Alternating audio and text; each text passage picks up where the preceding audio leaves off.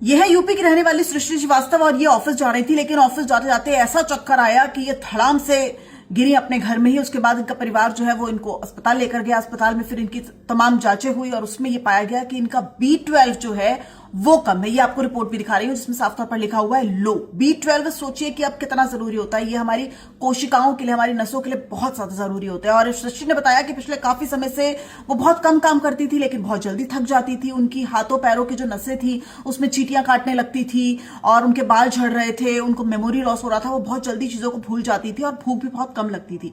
ये सब शिकायतें आजकल आम महिला में है, यानी कि आपके हाथ पैरों में चींटी काटेगी, आप जैसे ही सोएंगे या फिर लेटेंगे तो आपके हाथ पैर सुन्न होने शुरू हो जाएंगे, बहुत जल्दी आप थक जाएंगे और आपको ऐसा लगेगा कि आपका किसी काम में मन ही नहीं लग रहा। लेकिन एक आम महिला, सृष्टि जैसी महिला, जबकि सृष्टि ये सोचती थी कि मेरी नींद पूरी नहीं हो रही होगी, इस वजह से मुझे ऐसा हो रहा है, और एक आम महिला भी ऐसा ही सोचती है और वो बेवजह जो है वो अपना काम करती रहती है। वो अपने दिन प्रतिदिन की जो दिनचर्या उसमें लगी रहती थी। लेकिन सोचिए अब सृष्टि के साथ क्या हुआ। वो फिलहाल अस्पताल में भर्ती है, अब ठीक तो हो जाएगी, लेकिन अब वो B12 को बढ़े कैसे उस पर काम करेगी। अब B12 को बढ़ाना कैसे है, उसके लिए आपको, अगर आप नॉन वेजिटेरियन है तो आप मटन खा सकते हैं, आप चिकन खा सकते हैं, आप मीट खा सकते हैं। लेकिन अगर आप एग जो है उसका सेवन कर सकते हैं, आप वेजिटेरियन है तो आपको सीड्स खाने हैं। अब सोचिए कि सीड्स तो एक आम महिला खाती ही नहीं है, लेकिन अब आपको अपनी दिनचर्या में से शामिल करना पड़ेगा।